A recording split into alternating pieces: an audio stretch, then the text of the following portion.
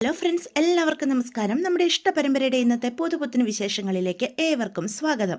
അങ്ങനെ ഉദയഭാനു പറയാണ്, നമ്മുടെ ദേവിയുടെ കയ്യിലേക്ക് ബാലൻ ആ കാശ് കൊടുക്കും. ആ ദേവിയുടെ കയ്യിൽ നിന്ന് ആ പണം എൻ്റെ കയ്യിലേക്ക്, അതായത് ഈ ഉദയഭാനുവിൻ്റെ കയ്യിലേക്ക് വരും. നിനക്കിപ്പോൾ സമാധാനമായോ എൻ്റെ സ്ത്രീകളെ എന്ന് ചോദിക്കും.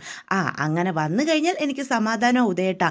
നമ്മുടെ കടങ്ങളൊക്കെ ഒന്ന് വീട്ടണ്ടേ, ഒന്ന് സ്വസ്ഥതയോടെ ജീവിക്കണ്ടേ? അതിനല്ലേ സുകന്യ എന്ന നമ്മുടെ പൊന്മുട്ടി ഇടുന്ന താറാവ്, അവളെ ഊറ്റി നമുക്കങ്ങ് സുഭിക്ഷമായിട്ട് ജീവിക്കാടി എന്ന് നമ്മുടെ ഉദയഭാനു പറയാണ് കേട്ടോ. എന്നിട്ട് അകത്തേക്ക് കയറി പോവാം. അപ്പോൾ ശ്രീകലയും ഇനി വരാൻ പോകുന്ന നല്ല കാലത്തെ പറ്റി സന്തോഷത്തോടു കൂടി ചിന്തിച്ചുകൊണ്ടിരിക്കുകയാണ്. അതേസമയം ഓഫീസിൽ നിന്ന് അലക്സ് എന്ന് പറയുന്ന ഒരാൾ നമ്മുടെ അനന്തനെ ഫോൺ വിളിക്കുക. സാർ, എമർജൻസി ഫണ്ടിൽ നിന്നെടുത്ത കാശ് ഏതിനത്തിൽപ്പെടുത്തിയാണ് ഞാൻ അക്കൗണ്ട് ക്ലോസ് ചെയ്യേണ്ടത് എന്ന് ചോദിക്കുക. അലക്സ്, എന്താ ഈ പറയുന്നേ? എമർജൻസി ഫണ്ടിൽ നിന്ന് കാശ് എടുക്കുക? എന്താ ഈ പറഞ്ഞു വരുന്നത്? എനിക്കൊന്നും മനസ്സിലാകുന്നില്ലല്ലോ. അല്ല സാർ, എമർജൻസി ഫണ്ടിൽ നിന്ന് 10 ലക്ഷം രൂപ പിൻവലിച്ചിട്ടുണ്ടല്ലോ. നിങ്ങൾ രണ്ടുപേരുടെയും പേരിലല്ലേ അക്കൗണ്ട് വന്നിരിക്കുന്നത്? അച്യുതൻ സാറിൻ്റെയും അനന്തൻ സാറിൻ്റെയും പേരിൽ. അപ്പം നിങ്ങളിൽ ഒരാളായിരിക്കുമല്ലോ അക്കൗണ്ടിൽ നിന്ന് കാശ് പിൻവലിച്ചത്. അതാണ് ഞാൻ ചോദിച്ചത്. അത് അക്കൗണ്ട് ക്ലോസ് ചെയ്യുമ്പം ഏതിനത്തിൽ പെടുത്തിയാണ് എഴുതേണ്ടതെന്ന്. അപ്പോഴത്തേക്കും അനന്തൻ ചോദിക്കും, അലക്സേ, എത്ര രൂപയാണ് വിഡ്രോ ചെയ്തെന്നാണ് നീ പറഞ്ഞത്? 10 ലക്ഷമോ? 10 ലക്ഷമോ? അതെ സാർ, 10 ലക്ഷം രൂപയാണ് വിഡ്രോ ചെയ്തിരിക്കുന്നത്. ഞാനിപ്പോൾ ആലോചിക്കുകയും ചെയ്തു, പെട്ടെന്ന് എന്താ ഇത്രയും പൈസയുടെ ആവശ്യമെന്ന്. പിന്നെ എനിക്കിതൊന്നും തിരക്കേണ്ട കാര്യമില്ലല്ലോ. അപ്പോൾ സാറ് അറിഞ്ഞിട്ടല്ലേ ഈ പൈസ പിൻവലിച്ചത് എന്ന് ചോദിക്കുക. സാർ, കമ്പനിയിൽ ഫണ്ട് നല്ല ഷോർട്ടേജാണ്. ഇപ്പോൾ ഇങ്ങനെ ഒരു പൈസ പിൻവലിച്ചാൽ അത് നമ്മുടെ കമ്പനിയിൽ പ്രഷർ ചെലുത്തും എന്ന് പറയാം. താൻ ഫോൺ വെച്ചോ, ഞാൻ വിളിച്ച് പറയാം എന്താ വേണ്ടതെന്ന് എന്ന് പറഞ്ഞ് ആനന്ദൻ കോൾ കട്ട് ചെയ്യുവാണ് കേട്ടോ. 10 ലക്ഷം രൂപ അച്യുതൻ പിൻവലിക്കാൻ മാത്രം ഇവിടെ ഇപ്പം എന്താ സംഭവിച്ചത്?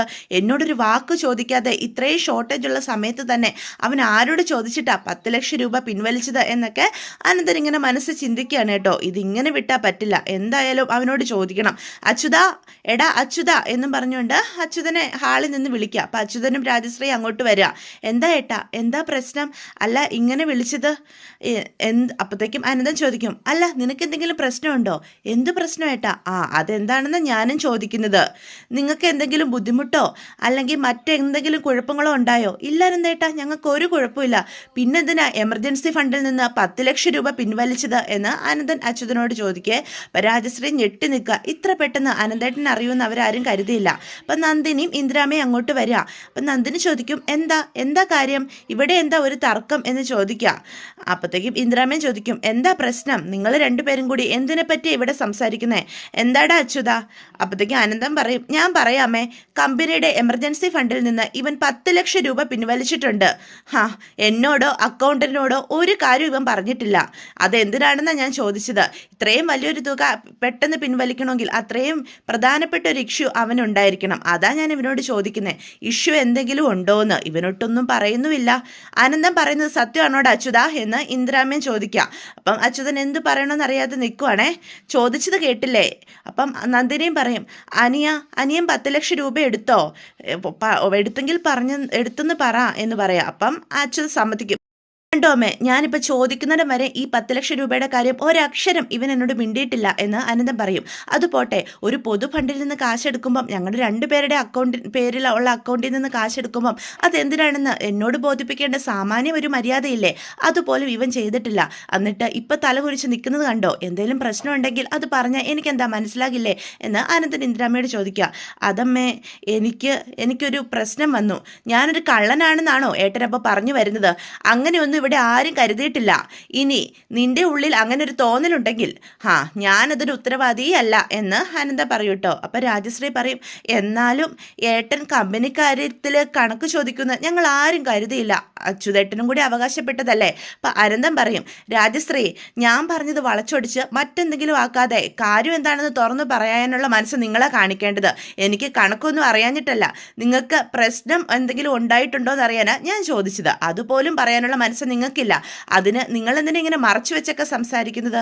അപ്പം ഇന്ദിരാമ്മ പറയും, അച്യുത, നിനക്ക് ഇത്ര വലിയ പ്രശ്നം എന്താ ഇപ്പോൾ ഉണ്ടായത്? എന്ത് അത്യാവശ്യമാണ് നീ ഇത്രയും വലിയ തുക കമ്പനിയിൽ നിന്ന് അനന്തം പോലും അറിയാതെ മറിച്ചതെന്നാണ് ഞാൻ ചോദിക്കുന്നത്. അത് ഞങ്ങൾക്ക് അറിയാനുള്ള അവകാശമില്ലേ? അമ്മേ, അത് രാജശ്രീയുടെ കുടുംബത്തിൽ ഒരു സാമ്പത്തിക പ്രശ്നം ഉണ്ടായി, ഒന്ന് സഹായിക്കേണ്ടതായി വന്നു. അതുകൊണ്ടാണ് 10 ലക്ഷം രൂപ എടുത്തു മറിക്കേണ്ടതായിട്ട് വന്നത് എന്ന് ഇന്ദിരാമ്മയോട് അച്യുതൻ പറയും. രാജശ്രീയുടെ വീട്ടിൽ എന്ത് സാമ്പത്തിക പ്രശ്നം ഉണ്ടായത് എന്ന് അനന്തൻ അപ്പം വീണ്ടും ചോദിക്കും കേട്ടോ. അപ്പം നന്ദിനി പറയും, ഒരു കുടുംബത്തിൽ പ്രതീക്ഷിക്കാതെ സാമ്പത്തിക ആവശ്യങ്ങളൊക്കെ ഉണ്ടാവില്ലേ അനന്തേട്ടാ, അത് അവരുടെ കുടുംബകാര്യമല്ലേ, നമ്മളത് കുത്തി ചോദിക്കുന്നത് ശരിയാണോ എന്ന് നന്ദിനി പറയാം. രാജശ്രീ ചോദിക്കും, എൻ്റെ വീട്ടിലേക്ക് ഒരാവശ്യത്തിന് കാശെടുക്കുമ്പം അത് അനന്തേട്ടനോട് എങ്ങനെ പറയൂ എന്നുള്ള വിഷമം കൊണ്ടാ അച്ചുവേട്ടൻ അനന്തേട്ടനോട് ഇതിനെപ്പറ്റി ഒന്നും സൂചിപ്പിക്കാതിരുന്നത്, അല്ലാതെ മറ്റൊന്നും കൊണ്ടല്ല എന്ന് പറയാം. അതിനെന്താ രാജശ്രീ ഇത്ര വിഷമിക്കാനുള്ളത്? നമ്മളെല്ലാവരും ഒറ്റ കുടുംബമല്ലേ? മൂടി വെച്ച് ഓരോന്ന് ചെയ്യുമ്പോഴാണ് സംശയവും ചോദ്യങ്ങളും ഒക്കെ ഉണ്ടാവുന്നത്. കാര്യം പറഞ്ഞാൽ എനിക്ക് മനസ്സിലാവില്ലേ എന്ന് അനന്തൻ ചോദിക്കുക. അപ്പോൾ ഇന്ദിരാമ പറയും, അനന്തൻ പറയുന്നത് നേരാ. നോക്ക് അച്യുത, ഇനി എല്ലാവരും കൂടി അറിയാതെ കമ്പനി അക്കൗണ്ടിൽ നിന്ന് പണം നീ പിൻവലിക്കരുത്. ഇത് എൻ്റെ വാക്കാ.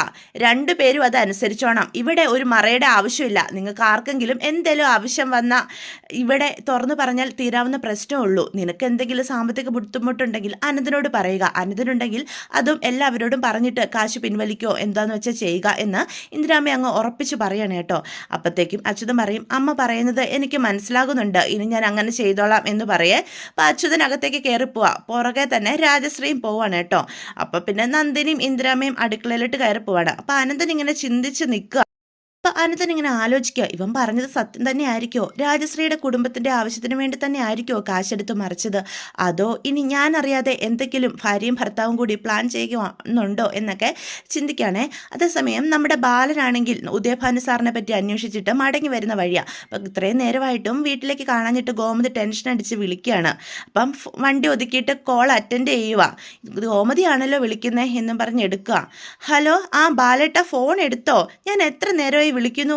ഹലോ ബാലേട്ട, കേൾക്കുന്നില്ലേ? പറഞ്ഞു ഗോമതി, കേൾക്കാം. എന്താ വിളിച്ചത്? ബാലേട്ടൻ ഇത് എവിടെയാ? എത്ര നേരമായി പോയിട്ട്?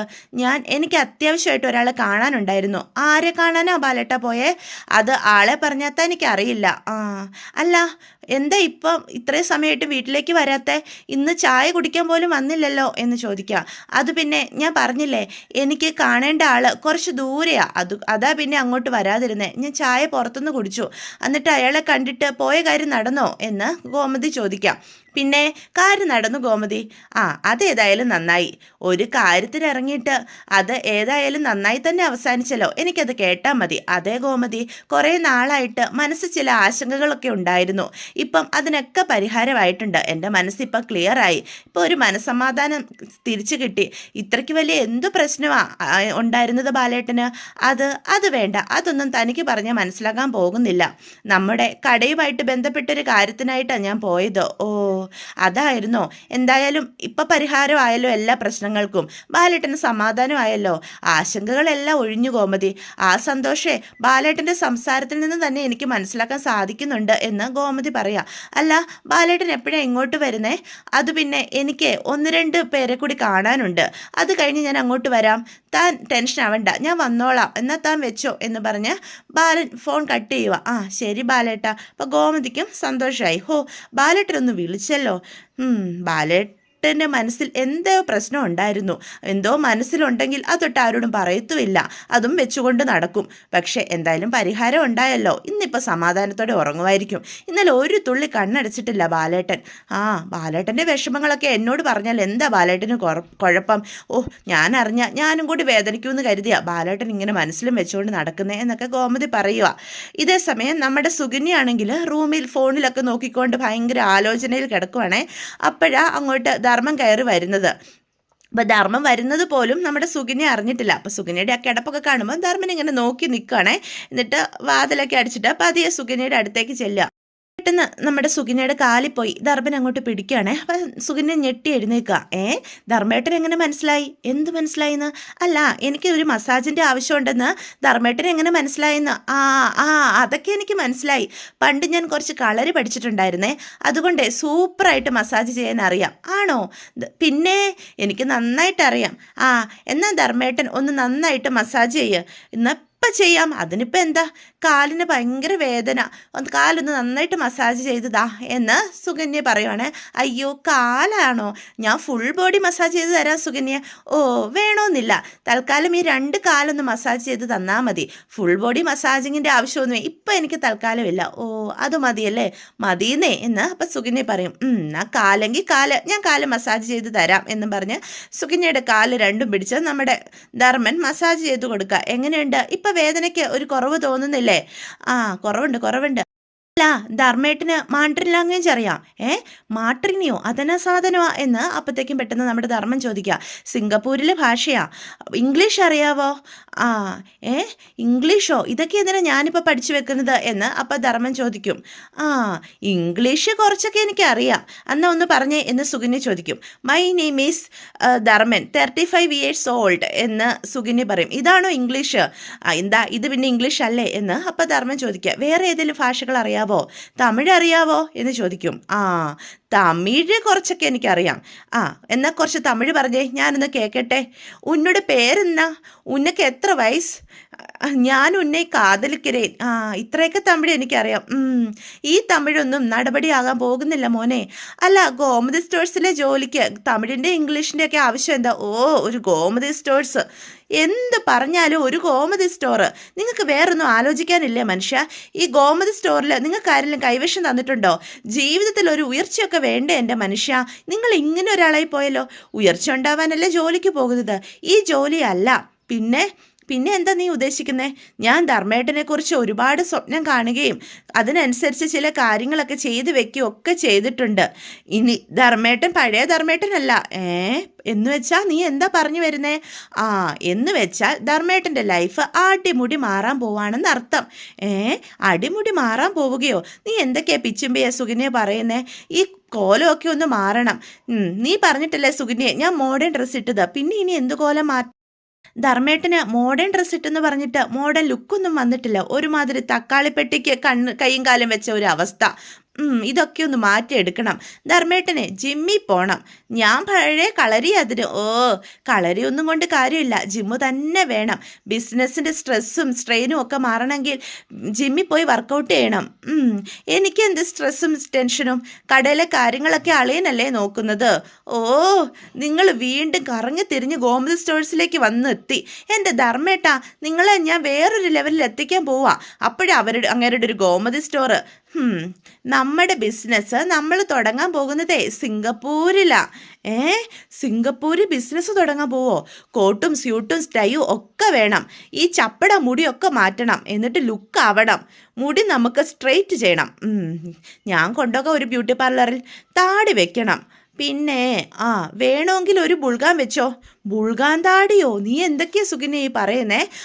ഞാൻ പറഞ്ഞ പോലെയൊക്കെ ചെയ്യണം. പിന്നെ ബോഡി ലാംഗ്വേജ് പഠിക്കണം. ഒരു ബിസിനസ് മീറ്റിങ്ങിന് പോകുമ്പം ഐ കോണ്ടാക്ട് കറക്റ്റ് ആയിരിക്കണം. നേരെ നോക്കി സംസാരിക്കണം. അതായത് കണ്ണിൽ നോക്കിൽ, അല്ലാതെ നിങ്ങളുടെ മറ്റേ കള്ള നോട്ടം ഉണ്ടല്ലോ അത് മാറ്റണം. ഇങ്ങനെ ആട്ടിമുട്ടി നിങ്ങൾ മാറണം. അപ്പം നമ്മുടെ ധർമ്മൻ അങ്ങനെ തുറിച്ച് നോക്കുകയാണ് കേട്ടോ സുകന്യെ. ഞാൻ പറഞ്ഞില്ലേ, ഇങ്ങനെ നോക്കരുത്. നിങ്ങളൊരു ബിസിനസ് മാഗ്നറ്റ് ആവാൻ പോവാണ്. നോട്ടത്തിലും ഭാവത്തിലും നടത്തത്തിലും ഒക്കെ മാറ്റം വേണം. സുകന്യെ, നീ എന്തൊക്കെയാ ഈ പറയുന്നേ? നിനക്ക് എന്തെങ്കിലും കുഴപ്പമുണ്ടോ? എനിക്കൊരു കുഴപ്പവും ഇല്ല. പക്ഷെ എന്തോ തോന്നുന്നുണ്ട് എനിക്ക്. ഇപ്പം എനിക്ക് മനസ്സിലായി. ധർമ്മേട്ട വിചാരിക്കുന്നുണ്ടാവും എനിക്ക് തലയ്ക്ക് വട്ടാണെന്ന്. അതെ സുകന്യെ, എന്നാ കേട്ടോ, എനിക്ക് ഒരു കുഴപ്പമില്ല. ഞാൻ പെർഫെക്റ്റ്ലി ഓക്കെയാ. പക്ഷേ എനിക്കങ്ങനെ തോന്നുന്നില്ല. നമ്മുടെ ജീവിതം മാറുമ്പം ഞാൻ പറഞ്ഞതിൻ്റെ അർത്ഥം ധർമ്മേട്ടന് മനസ്സിലാകും. ഇനി അങ്ങോട്ട് ധർമ്മേട്ടൻ പഴയ ധർമ്മേട്ടനല്ല. പിന്നെ ഞാനാരാ? ധർമ്മേട്ടൻ ഇന്ത്യയിലെ നമ്പർ 1 കോടീശ്വരനാവാൻ പോകുക. ഞാനോ? കോടീശ്വരനോ? നീ എന്തൊക്കെയാ പറയുന്നേ? എനിക്ക് വല്ല ലോട്ടറി അടിച്ചോ? ലോട്ടറിയൊക്കെ അടിക്കും ഉടനെ തന്നെ. അല്ല, നീ എന്തൊക്കെയാ പറഞ്ഞു വരുന്നത്? അതല്ല, ബിസിനസ് മാഗസിനൊക്കെ നീ കണ്ടിട്ടില്ലേ? ലോകത്തിലെ നമ്പർ 1 കോടീശ്വരനെ കുറിച്ച് ആർട്ടിക്കിൾ വരുന്ന മാസികളെ പറ്റിയൊക്കെ ധർമ്മേട്ടൻ കേട്ടിട്ടില്ലേ? ഞാൻ മലയാള വാരികകളല്ലാതെ ഒരു ഇംഗ്ലീഷ് വാരികയും വായിച്ചിട്ടില്ല എൻ്റെ സുകന്യെ. ഇനി എന്നാൽ അതൊക്കെ വായിക്കണം. അങ്ങനെ വലിയ മാഗസിനൊക്കെ ഉണ്ട്. ആ മാഗസിനിൽ ബിസിനസ്സുകാരെ പറ്റി മാത്രം എഴുതുന്ന മാഗസിനുകളാണ്. അതായത് ഇൻ്റർനാഷണൽ ലെവലിൽ. ആ മാഗസിനിൽ എൻ്റെ ധർമ്മേട്ടൻ്റെ പേരും ഫോട്ടോയും ഒക്കെ കവർപ്പിക്കായിട്ട് വരണം. അതാ എൻ്റെ ലക്ഷ്യം. സുകന്യെ, നമുക്ക് ഏതെങ്കിലും ഡോക്ടറെ പോയി കണ്ടാലോ? വേറെ ആരും അറിയില്ല. ഡോക്ടറെ കാണേണ്ടി വരും. സിംഗപ്പൂരിലേക്കുള്ള വിസ വന്നു കഴിയുമ്പോൾ മെഡിക്കൽ എടുക്കാൻ ഡോക്ടറെ കാണണം. അല്ലാതെ ഡോക്ടറെ കാണേണ്ട ഒരു ആവശ്യം നമുക്കില്ല. സിംഗപ്പൂരിലേക്കുള്ള വിസയോ? സത്യത്തിൽ ആ കല്യാണം മുടങ്ങിയത് ധർമ്മേട്ടൻ്റെ ഭാഗ്യമാണ്. അല്ലെങ്കിൽ എന്നെപ്പോലൊരു മാണിക്യത്തെ ധർമ്മേട്ടന് കിട്ടുമായിരുന്നോ? അത് ശരിയാ എന്നപ്പം നമ്മുടെ ധർമ്മം പറയും, ഞാനെന്ന മാണിക്യത്തെ ധർമ്മേട്ടൻ ധർമ്മേട്ടൻ കൈവെള്ളയിൽ വെച്ച് കൊണ്ടു നടക്കണം. അതാണ് ധർമ്മേട്ടൻ്റെ ജീവിത ലക്ഷ്യം തന്നെ. ഇത് അങ്ങനെ ഇങ്ങനെ ആർക്കും കിട്ടുന്ന സൗഭാഗ്യമല്ല.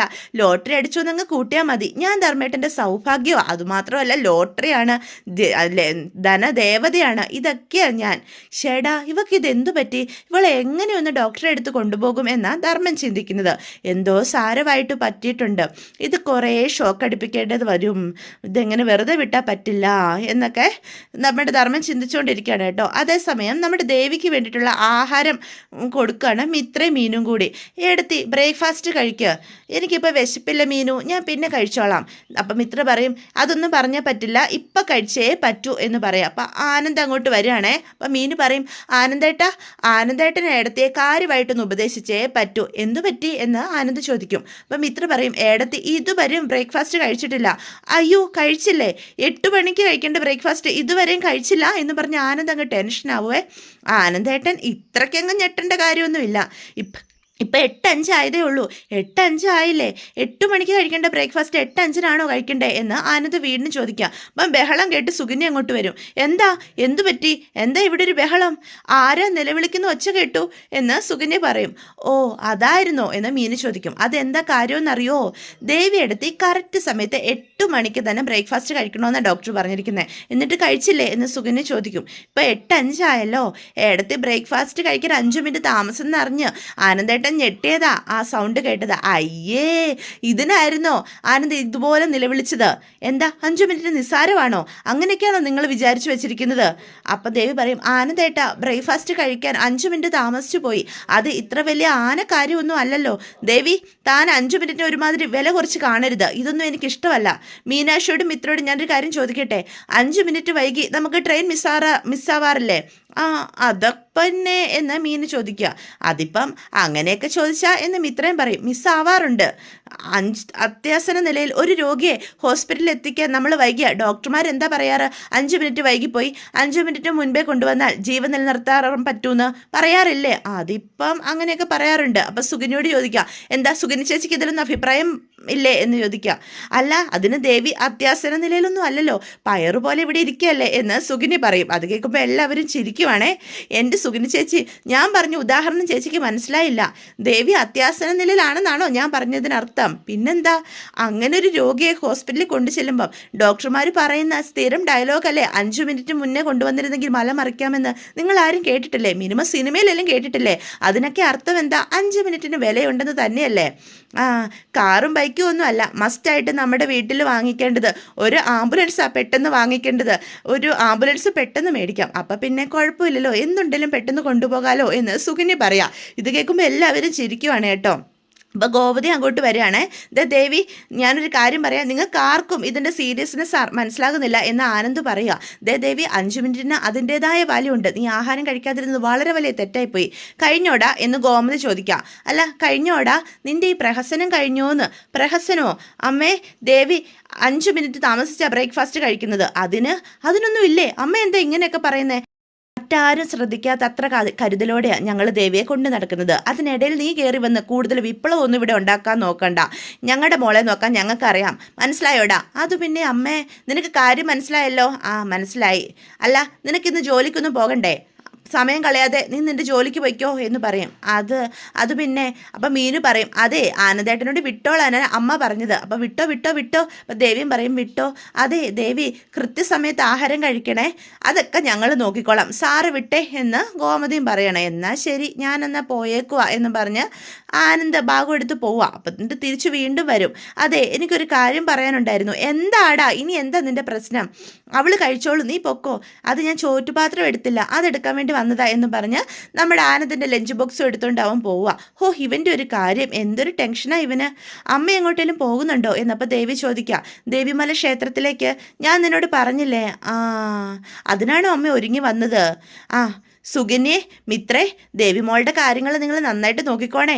ഞാൻ തിരിച്ചെത്തുമ്പോൾ ഉച്ച കഴിയും. ചേച്ചി ധൈര്യമായിട്ട് പോയിട്ട് വാ, ദേവിയുടെ കാര്യങ്ങളൊക്കെ ഞാൻ നോക്കിക്കോളാം എന്ന് സുകന്യ അപ്പം പറയൂട്ടോ. എങ്കിൽ പിന്നെ ഞാൻ പോയിട്ട് വരാം.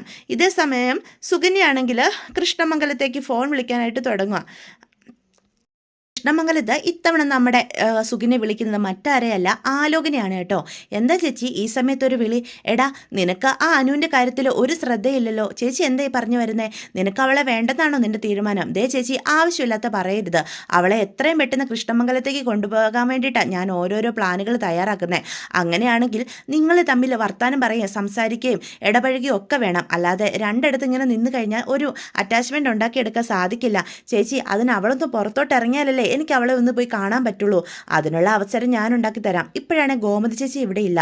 ഞാൻ എങ്ങനെയെങ്കിലും എന്തേലും കള്ളം പറഞ്ഞ് അവളെ ആയിട്ട് കൃഷ്ണമംഗലത്തേക്ക് വരാം. അവൾ എൻ്റെ വലയെ വീഴുകയും ചെയ്യും. അപ്പം നിങ്ങൾ തമ്മിൽ സംസാരിക്കുക. ദേ നിന്റെ കൈവിട്ട് പോകാൻ പാടില്ല അനുശ്രീ എന്ന മാണിക്യം.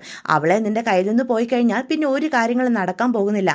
ഇപ്പം തന്നെ അവളുടെ മനസ്സൊന്ന് മാറി നിൽക്കുകയാണോ എന്ന് എനിക്കൊരു സംശയമുണ്ട്. ഇല്ല ചേച്ചി അങ്ങനെയൊന്നും വരാൻ പാടില്ല. എത്രയും പെട്ടെന്ന് അവളെ കൃഷ്ണമംഗലത്ത് എത്തിക്കണം. ഞാൻ വിളിച്ചാൽ അവൾ ഇറങ്ങി വരുന്ന അവസ്ഥയിലേക്ക് അവളെ കൊണ്ടെത്തിക്കണം. അതിനുവേണ്ടിയല്ലേ ഞാൻ ഈ കണ്ട കാര്യങ്ങളൊക്കെ ചെയ്തത്. അവളുടെ മുന്നിൽ ഇത്ര നല്ലവനായിട്ട് അഭിനയിക്കുന്നത്. ചേച്ചി അവളെ കൂട്ടിക്കൊണ്ട് വാ, ബാക്കി കാര്യങ്ങൾ ഞാൻ ചെയ്തോളാം എന്ന് ആലോക് പറയാണ് കേട്ടോ. അതോടുകൂടി ഇന്നത്തെ എപ്പിസോഡ് അവസാനിക്കുകയാണ്. അപ്പോൾ ഇതൊക്കെയാണ് വിശേഷങ്ങൾ. വീഡിയോ ഇഷ്ടപ്പെട്ടുവെങ്കിൽ ചാനൽ സബ്സ്ക്രൈബ് ചെയ്യാൻ മറക്കരുത്, ലൈക്ക് ചെയ്യാനും മറക്കരുത്.